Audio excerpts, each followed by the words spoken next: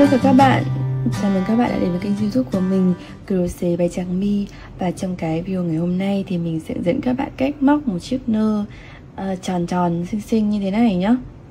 Thực ra là nó hình vuông đấy, nhưng mà khi mà mình tạo dáng ấy thì nó sẽ tròn cong như thế này. Sản phẩm này thì mình cũng có thể sử dụng cho rất nhiều các mục đích khác nhau nhé. Ví dụ như là các bạn làm kẹp tóc này, dây buộc tóc này, hay là mình trang trí trên váy, áo, mũ, túi, ba lô. Nói chung là rất nhiều. Nguyên liệu mình sử dụng cho cái hướng dẫn này đó là len miêu cotton 50g, kim móc 2.5, kéo và kim khâu. Các bạn cũng có thể thay đổi sợi len hoặc sợi tùy ý nhá, tùy theo cái sản phẩm các bạn móc hoặc là cái sợi mà mình còn sẵn ạ, tại vì nó cũng không tốn nhiều sợi đâu ạ. Đầu tiên các bạn sẽ móc giúp mình là 16 mũi bính ạ. 1 2 3 4 5. Các bạn đừng móc chặt tay quá nhé, mình móc lơi tay vừa phải thôi ạ. Các bạn tiếp tục cho đến khi được 16 mũi bính nha. Hàng đầu tiên các bạn sẽ móc vào cái mặt sau của mũi bính nhé. Các bạn bỏ qua cái mũi 1, móc từ mũi thứ hai, mũi này, móc vào dây phía sau, một mũi đơn. Và cứ như vậy các bạn móc 14 mũi đơn nữa và 14 mũi bính tiếp.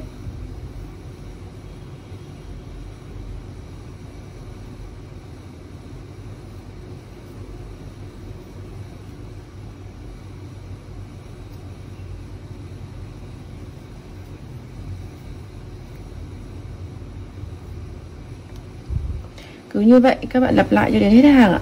Từ hàng 2 cho đến hàng 15. Hàng 15 thì các bạn sẽ móc giống nhau nhé. Mình đều đi lên một bính này, quay đầu lại. Các bạn móc từ mũi đầu tiên luôn, móc 15 mũi đơn vào 15 mũi đơn ạ. Cứ như thế 14 hàng mình đều làm như thế này. Mỗi hàng móc một mũi bính và 15 mũi đơn ạ. Thì cứ như vậy các bạn móc hết nhé. Sau 15 mũi thì cái mũi cuối cùng này nó cũng sẽ vào cái mũi đơn như thế này. Ở đây thì mình không cần phải móc vào mũi bính vì là mình đã móc thêm ở cái mũi lúc đầu này. Cứ miễn là sao nhá, mình sẽ đủ 15 mũi đơn trên mỗi hàng và một mũi bính bắt đầu là được. Thì các bạn sẽ móc tiếp đến khi mà mình được tất cả là 15 hàng ạ. Đây là sau khi mà mình được 15 hàng thì các bạn sẽ móc một hàng mũi đơn vòng quanh cái mảnh móc này giúp mình nhé. Đầu tiên các bạn sẽ đi một mũi bính này, sau đó các bạn móc vào cái mũi đơn này, cái khoảng trống tạo bởi mũi đơn luôn, một mũi đơn. Sang cái đầu hàng tiếp theo các bạn cũng móc, đó là mũi bính ở đầu ấy, ở đây là mũi đơn ở đầu thì mình sẽ móc vào mũi đơn ở đầu. Sang bên này mũi bính thì mình sẽ móc vào mũi bính ở đầu.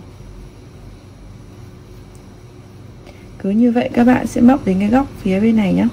Đến cái góc như thế này thì các bạn sẽ móc 3 mũi đơn vào cái khoảng trống tạo bởi cái mũi đơn này. Một này, vẫn vào chỗ đó này, 2 này, sau đó một mũi nữa này, là 3. Để mình xoay sang bên này thì mình sẽ móc một mũi đơn tương ứng với mỗi cái chân móc trước đấy này. Mình giấu chỉ luôn. Đây ạ, cái chân móc của mũi đơn.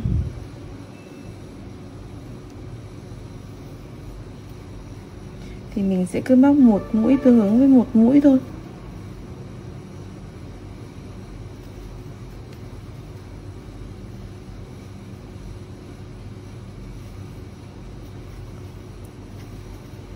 Ở hai cái vị trí góc này các bạn cũng sẽ làm tương tự.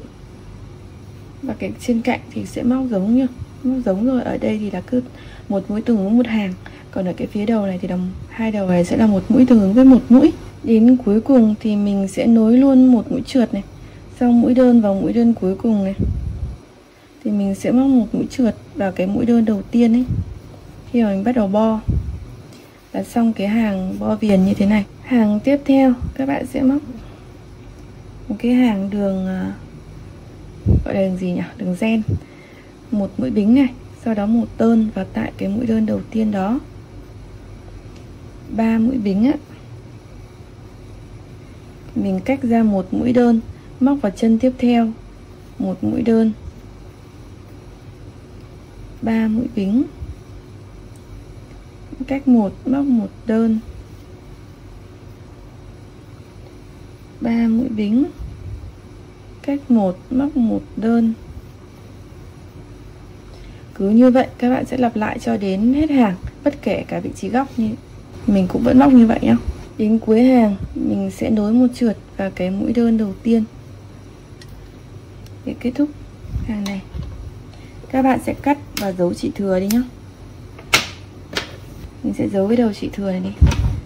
Sau khi đã xong cái phần móc rồi thì mình sẽ tạo hình cho nơ. Đầu tiên mình sẽ gập như thế này.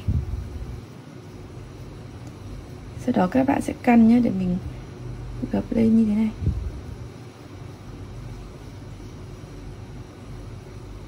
Bên này cũng thế. Mình sẽ có 3 nhịp như thế này. Các bạn sẽ làm như vậy để nó trông được đều nhau.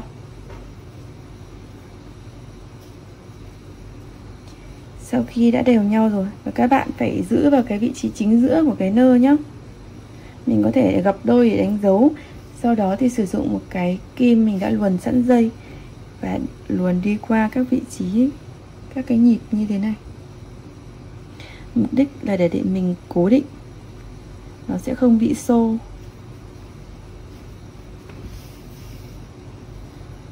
Sau đó thì mình sẽ sử dụng luôn cái chỉ này, các bạn sẽ quấn quanh cái phần giữa này để mình cố định luôn. Quay ra mặt sau, mình buộc chắc lại. Cái phần này các bạn kéo kéo một chút để cho nó lên đằng trước nhé.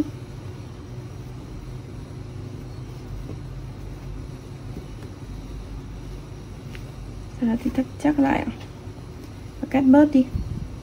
Thì các bạn có thể thấy đây là cái hình của nơ của mình ạ. Sau đó thì mình sẽ thêm một cái đường để mình che cái dây buộc ở giữa nữa. Phần dây buộc ở giữa thì các bạn sẽ lấy giúp mình là 3 mũi bính nhá. 1 này, 2, 3. Sau đó thì các bạn sẽ móc 2 mũi đơn và 2 mũi sau. Cái mũi đầu tiên bỏ qua. 1, 2. Sau đó thì các bạn sẽ cứ móc là một mũi bính này, quay lại này, 2 mũi đơn vào 2 mũi đơn,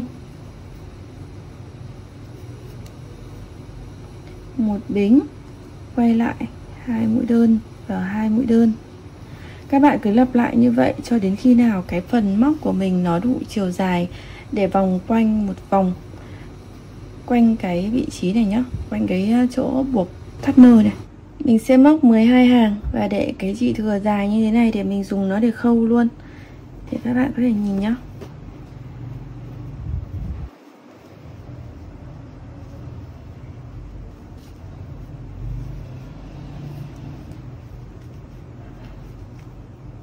Ở mặt sau mình sẽ khâu nối với cái phía này. Thì cái mặt sau là tùy vào sản phẩm các bạn. Nếu các bạn dán trang trí thì trên túi hay gì ấy, thì nó sẽ không, các bạn có thể giấu ẩu được.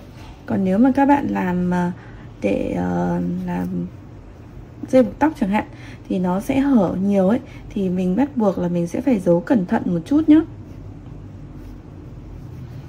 để nó không bị lộ ra ngoài. Khi dán thì nó sẽ được cố định và che đi rất là nhiều. Thì các bạn sẽ khâu chắc lại. Sau đó thì mình sẽ giấu chỉ thừa đi là xong ạ. Như vậy là mình đã hoàn thiện xong chiếc nơ này rồi ạ. Rất là dễ đúng không ạ? Chúc các bạn thành công nhé. Và đừng quên like, share và subscribe YouTube của mình, Crochet by Trang My, nếu các bạn thích những cái video của mình. Cảm ơn các bạn rất là nhiều ạ.